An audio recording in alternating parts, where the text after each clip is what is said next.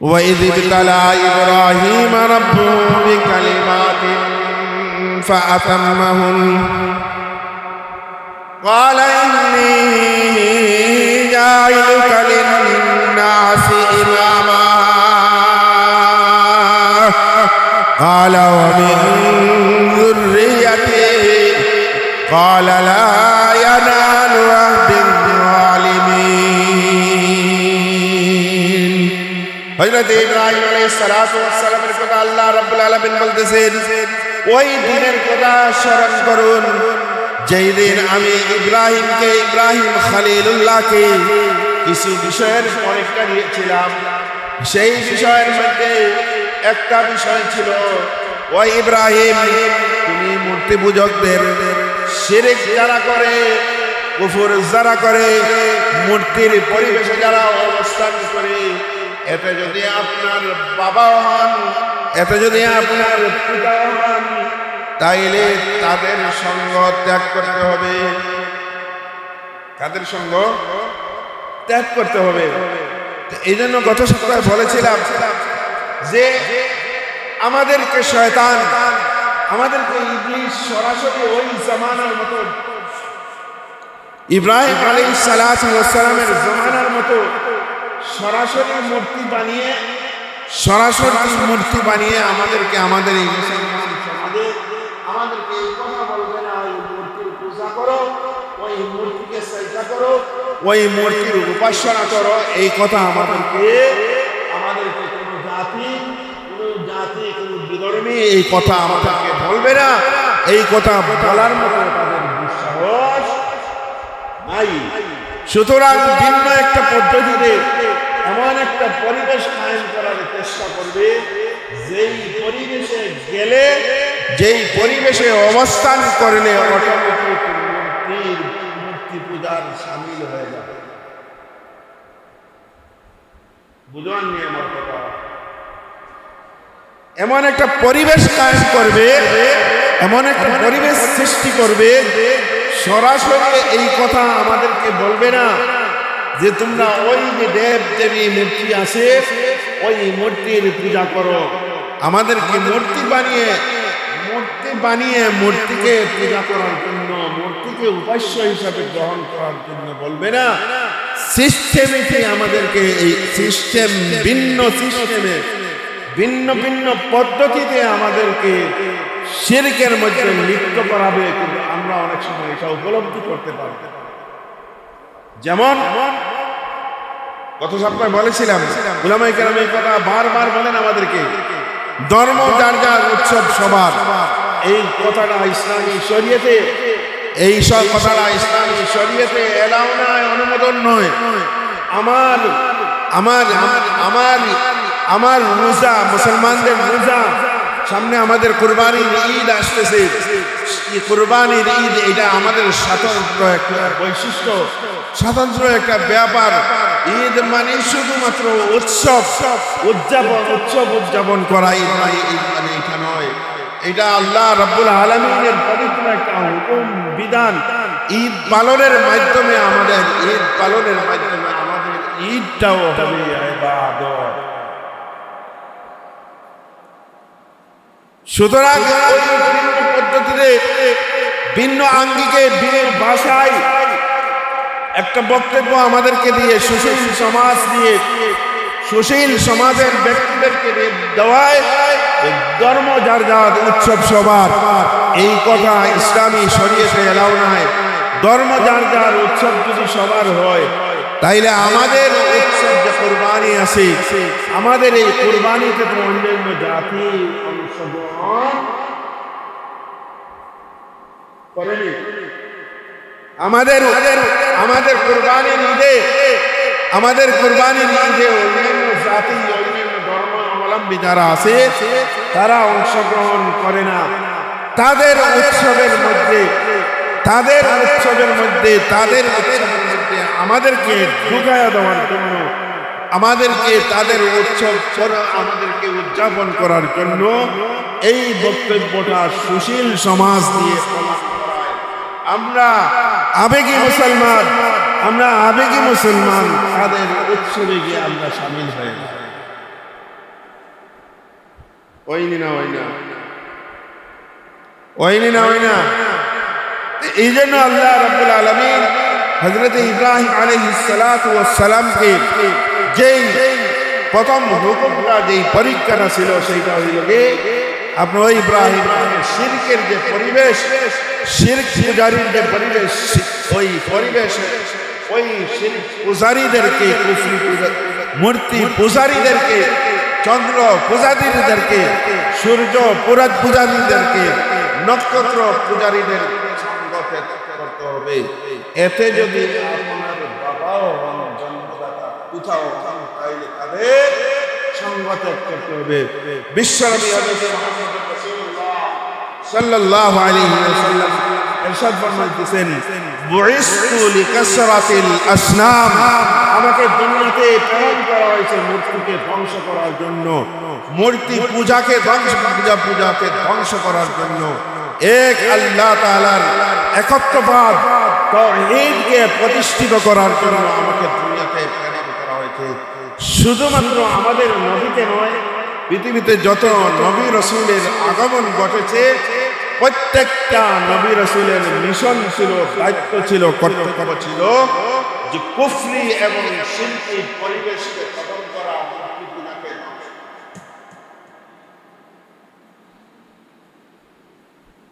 ইব্রাহিম আলাইহিস সালাতু ওয়াস সালাম এই পরীক্ষায় যতগুলা পরীক্ষা, সবগুলা পরীক্ষার আলোচনা করা, বিষয় আলোচনা করা, ব্যাখ্যা সহ আলোচনা করার সময় নাই, উপযুক্ত পরিবেশ নাই। তো আল্লাহ রাব্বুল আলামিন হযরত ইব্রাহিম খলিলুল্লাহ আলাইহিস সালাতু ওয়াস সালামকে কিছু বিষয়ের পরীক্ষা নিয়েছিলেন। এক নম্বর পরীক্ষা কুফরির পরিবেশ, মূর্তি পূজার পরিবেশ, শিরকের পরিবেশ, চন্দ্র পূজারীদের সঙ্গ ত্যাগ, সূর্য পূজারীদের সঙ্গ ত্যাগ করতে হবে। এতে যদি আপনার বাবাও সাথে সাথে আল্লাহ রাব্বুল বলেছিলাম, আল্লাহ রাব্বুল আলামিন হযরত ইব্রাহিম আলাইহিস সালাতু ওয়াস সালাম কে ঘটনা কোরআনে কারীমের ভিতরে আলোচনা করেছেন। উনার বাবা ছিলেন মূর্তি পূজক, উনার বাবা ছিলেন আজর ঠাকুর। হযরত ইব্রাহিম আলাইহিস সালাতু ওয়াস সালাম উনার বাবাকে মূর্তি পূজা যিনিদের সঙ্গ ত্যাগ করার জন্য কিছু নসিহতমূলক আলোচনা করেছিলেন। এই আলোচনাটাও কোরআনে কারীমের ভিতরে আল্লাহ রাব্বুল আলামিন ইরশাদ করেছেন, ফিল কিতাবি ইব্রাহিম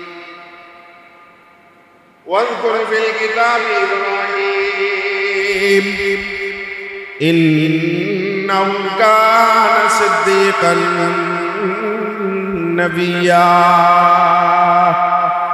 إذ قال لأبيه يا أبت لم تعبد ما لا يسمع ولا يبصر ولا يغني عنك شيئا يا أبت إني قد جاءني من العلم ما لم يأتك فاتبعني أهدك صراطا سويا يا أبت لا تعبد الشيطان إن الشيطان كان للرحمن عصيا হযরত ইব্রাহিম আলাইহিস সালাতু ওয়াস সালামের কাছে ছোট ছোট অনেক সাহিফা কিতাব নাজিল হয়েছে। আল্লাহ রাব্বুল আলামিন বলেছেন, সেই দিনের কথা, ইব্রাহিম আলাইহিস সালাতু ওয়াস সালামের কথা ইয়াদ করুন, স্মরণ করুন। ইব্রাহিম আলাইহিস সালাতু ওয়াস সালাম সত্যবাদী নবী ছিলেন। ইন্নাহু কানা সিদ্দীকান নাবিয়্যা ইয ক্বালা লিআবিহি ইয়া আবাতি লিমা তা'বুদু মা লা ইয়াসমা'ু ওয়া লা ইউবসিরু ওয়া লা ইউগনি আনকা শাইআ। হযরত ইব্রাহিম আলাইহিস সালাতু ওয়াস সালাম ওনার আব্বাকে বুঝাই দিতেন, ওনার আব্বাকে সংশোধনের জন্য নসিহত করতেছেন। ও আমার আব্বা জান, ও আমার সম্মানিত পিতা, ইয়া আবাতি, আমার সম্মানিত পিতা, লিমা তা'বুদু মা লা ইয়াসমা'ু ওয়া লা ইউবসিরু ওয়া লা ইউগনি আনকা শাইআ। কথা এটা, যে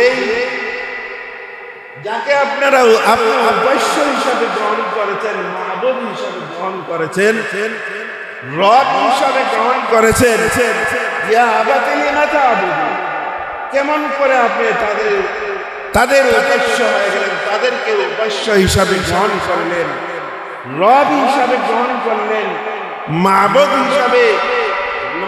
হিসাবে আপনি গ্রহণ করলেন। কিভাবে তাদের ইবাদত করেন? যেই রব, যেই উপাস্য, যেই রব যাকে আপনি উপাস্য হিসাবে গ্রহণ করেছেন, মাবুদ হিসাবে গ্রহণ করেছেন, লিমা তা'বুদু মা লা ইয়াসমাউ ওয়ালা ইউবসিরু ওয়ালা ইউগনি আনকা শাইআ, যেই রব মা লা ইয়াসমাউ,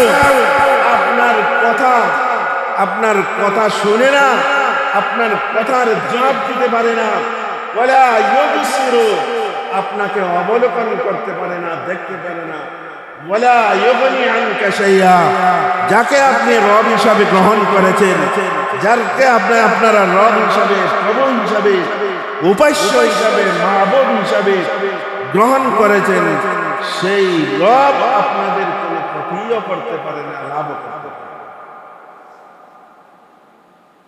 কোন সাই দেখি? নিজের হাতের তৈরি, নিজের হাতের তৈরি ওইটাকে উপাস্য হিসাবে গ্রহণ করে, আবার তার সামনে বক্তব্য তুলে ধরে, তাকে আবার সেজদা দেয়, তাকে আবার উপাস্য হিসাবে গ্রহণ করে। একদিন হযরত ইব্রাহিম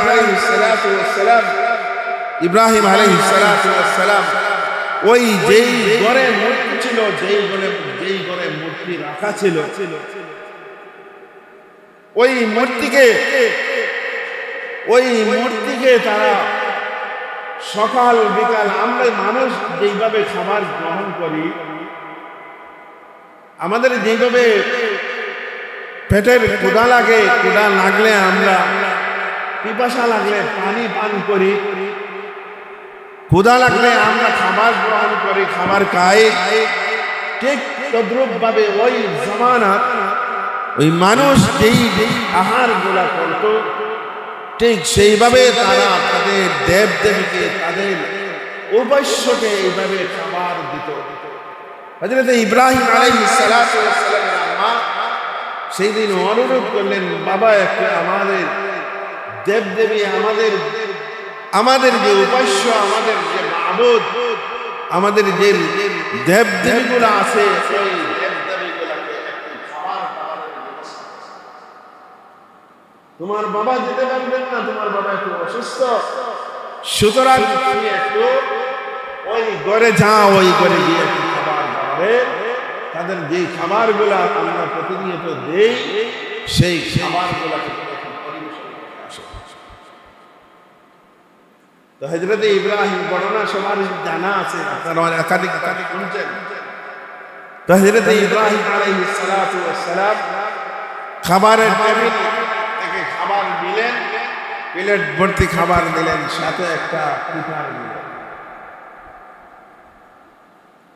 তাদের সামনে গেলেন এবং তাদের সাথে কথোপকথন শুরু করে দিলেন, কথা বললেন। তখন যখন ওই মূর্তিদের কাছ থেকে ইব্রাহিম আলাইহিস সালাতু ওয়াস সালামের কথার কোনো জবাব আসতেছে, তখন হযরত ইব্রাহিম আলাইহিস সালাতু ওয়াস সালাম ওই মূর্তিগুলোকে ধ্বংস করলেন। এবং সবচেয়ে বড় যে মূর্তি ছিল, সেই মূর্তির এই গর্দনার ভিতরে কুঠারটা রেখে দিলেন। এখন হযরত ইব্রাহিম আলাইহিস সালাতু ওয়াস সালাম সালামের বিরুদ্ধে নালিশ অভিযোগ গেল। ওই জামানা যেই বাদশা ছিল, সেই বাদশার নাম ছিল নমরুদ। এই এলাকা, পুরো এলাকাটা ছিল মূর্তি এবং বিভিন্ন দেব দেবীর পূজা করত। ফেরাউন যেইভাবে নিজেকে খোদাই দাবি করেছে, নিজেকে প্রভু হিসাবে দাবি করেছে, সেইভাবে নমরুদ ওই জমানার সেও খোদাই দাবি করে। যখন হযরত ইব্রাহিম আলাইহিস সালাতু ওয়াস সালামকে বাদশা নমরুদের সামনে উপস্থিত করা হলো, তো হযরত ইব্রাহিম আলাইহিস সালাতু ওয়াস সালামকে নমরুদ যখন প্রশ্ন করল, আমাদের বাপদাদার ধর্ম, পূর্বপুরুষের ধর্ম, আমরা দীর্ঘদিন যাবৎ এই সমস্ত দেব দেবী, ওই সমস্ত বিষয়ের এদেরকে উপাস্য হিসাবে আমরা গ্রহণ করেছি, তোমার মানতে অসুবিধা কি? তো হযরত ইব্রাহিম আলাইহিস সালাতু ওয়াস সালাম এর সাথে যখন কথোপকথন হচ্ছে, তখন হযরত ইব্রাহিম আলাইহিস সালাতু ওয়াস সালাম নমরুদকে অনেকগুলা প্রশ্ন ছিল, এর ভিতরে একটা কঠিন থেকে কঠিন প্রশ্ন ছিল এই কথা যে আমার রব সূর্যকে পূর্ব দিকে উদিত করেন আর পশ্চিম দিকে অস্ত যাওয়ান। আপনি যদি রব হয়ে থাকেন তাহলে আজকে সূর্যকে পশ্চিম দিকে উদিত করেন আর পূর্ব দিকে অস্ত যাওয়ান। অথবা আপনার যদি এত ক্ষমতা রব হিসাবে যদি আপনি দাবি করেন, তাহলে আজকে সূর্যকে একটু থামায়া দেন। এটা বলেন তো, দুনিয়ার সমস্ত পরাশক্তি মিলে, দুনিয়ার যত শক্তি আছে সমস্ত শক্তি একত্রিত হয়ে যদি সূর্যকে আটকাতে চায়, সমস্ত শক্তি মিলেও সূর্যকে আটকাতে পারবে না। যখন এই বাহাসে কথোপকথনে যখন নমরুদ পরাজিত হয়ে গেল, আর ইব্রাহিম আলাইহিস সালাতু ওয়াস সালাম দাওয়াতি ময়দানে যখন ওই শুরু করলেন একত্ববাদের তাওহীদের দাওয়াত মানুষদেরকে দিলেন, নমরুদ চিন্তা করলো যে এইভাবে যদি ইব্রাহিমকে স্বাধীনভাবে ইব্রাহিম আলাইহিস সালাতু ওয়াস সালামকে দাওয়াতের ময়দানে, তাওহীদের ময়দানে একত্র আল্লাহ তাআলার একত্ববাদের দাওয়াতের আহ্বানে এই কথা যদি সরাসরি ভাবে এইভাবে যদি দাওয়াত দেওয়ার স্বাধীনতা দেওয়া হয়, তাহলে একটা মানুষও একদিন আমার সাথে আর থাকবে না। সেই জন্য ইব্রাহিম আলাইহিস সালাতু ওয়াস সালামের উপর আরেকটা জুলুম আসলো আল্লাহ রাব্বুল আলামিনের পক্ষ থেকে, পরীক্ষা আসলো। সেই পরীক্ষাটা হলো কি, ইব্রাহিম আলাইহিস সালাতু ওয়াস সালাম কে অগ্নিতে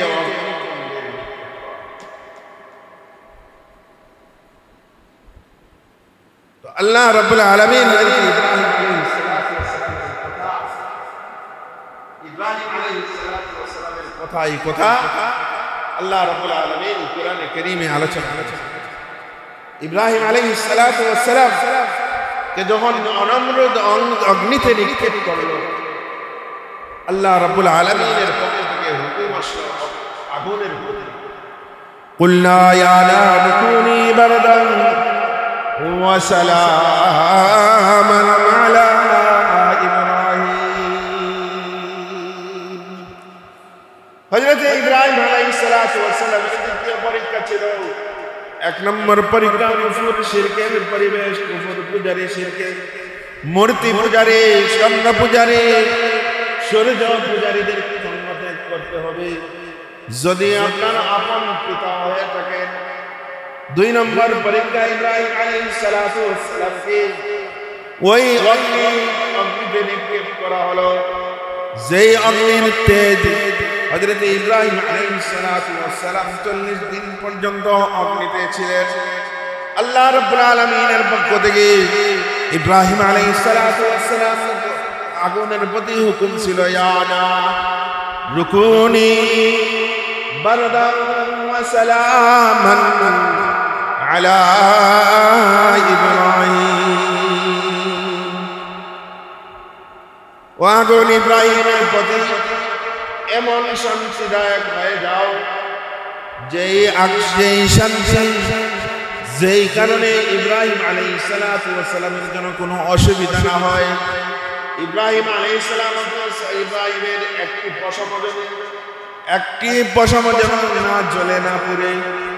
ইব্রাহিম আলাইহিস সালামের দ্বিতীয় পরীক্ষা আগুন থেকে যখন 40 দিন পরে বাইর হলেন, তৃতীয় নম্বর পরীক্ষা আল্লাহ রাব্বুল আলামিনের পক্ষ থেকে আসলো, ওই ইব্রাহিম ওই এলাকা আপনি ত্যাগ করতে হবে, হিজরত করতে হবে। কি করতে হইব? অন্য এলাকা, এই এলাকাতে আর আপনি থাকতে পারবেন না। সুতরাং এই ইরাকে বাস ইরাক থেকে আপনি ইরাক ত্যাগ করে হিজরত করে সিরিয়াতে চলে যান। আল্লাহ রাব্বুল আলামিন হযরত ইব্রাহিম আলাইহিস সালামের কাছ থেকে বড় বড় 10টা পরীক্ষা নিলেন। 1 নম্বর পরীক্ষা পরিবেশ সঙ্গ ত্যাগ করতে হবে। 2 নম্বর আপনার উপরে কঠিন পরীক্ষা আসবে, যেই পরীক্ষাটা ছিল অগ্নিতে হযরত ইব্রাহিম আলাইহিস সালামকে নিক্ষেপ করা হলো। সেই পরীক্ষা সফল হবে। আল্লাহ রাব্বুল আলামিন আমার তিলাওয়াতের আয়াতে বলতেছেন, ওয়াইয ক্বালা ইব্রাহিম ওয়াইয ইবতালা ইব্রাহিম রাব্বুহু ইয ইবতালা ইব্রাহিম রাব্বুহু বিকালিমাতিন ফাতাম্মাহুন ক্বালা ইন্নী জা'iলুকা লিন-নাসি ইমামা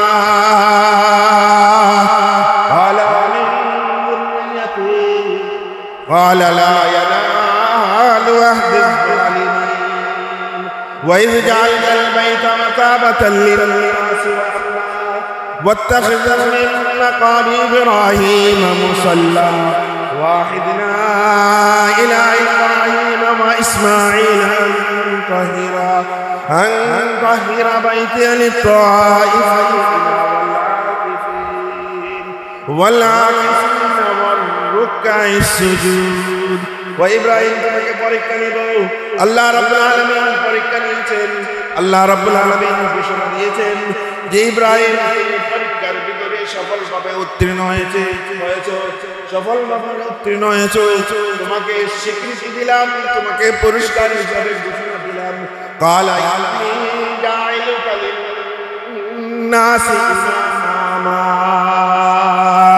তোমাকে মানবজাতির সরদার নেতা ইমাম হিসাবে পুরা পৃথিবী কিয়ামত পর্যন্ত আনওয়ালা মানব জাতিকে ইমাম হিসাবে তোমাকে পেশ করলাম।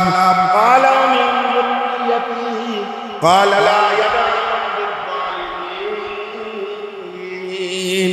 হযরত ইব্রাহিম আলাইহিস সালাতু ওয়াস সালামকে যখন আল্লাহ রাব্বুল আলামিনের পক্ষ থেকে ঘোষণা আসলো, ও ইব্রাহিম খলিল, তোমাকে মানব জাতির ইমাম বানালাম।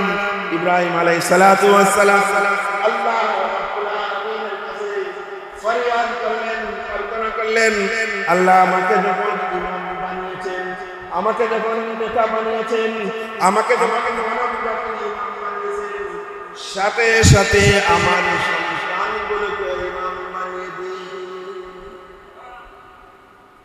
আল্লাহ তাআলা জানায় দিলেন, ক্বালা লা ইয়ানালু আহদিয-যালিমিন, যারা জালিমদের অন্তর্ভুক্ত হবে, যারা জিলম করবে, তাদেরকে আমি ইমাম বানাবো না।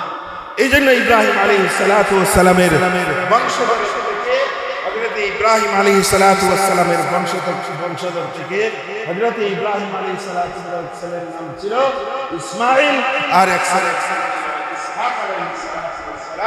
ইসহাক আলাইহিস সালাম। আল্লাহ রাব্বুল আলামিন অসংখ্য অনেক নবী প্রেরণ করেন। একজন নবী আর ইসমাঈল আলাইহিস সালামের বংশধর থেকে একজন নবী হযরত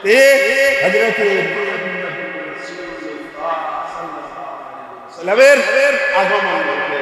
আল্লাহ রাব্বুল আলামিন সামনে হযরত ইব্রাহিম আলাইহিস সালামের তৃতীয় পরীক্ষা ছিল, সামনে সিরিয়া থেকে শাম দেশ থেকে হযরত ইব্রাহিম আলাইহিস সালাম আল্লাহ তাআলার ঘর কিভাবে নির্মাণ করলেন, ওনার সন্তান এবং স্ত্রী হযরত হাজরা আলাইহিস সালামকে নির্বাসনে সাজাইলেন।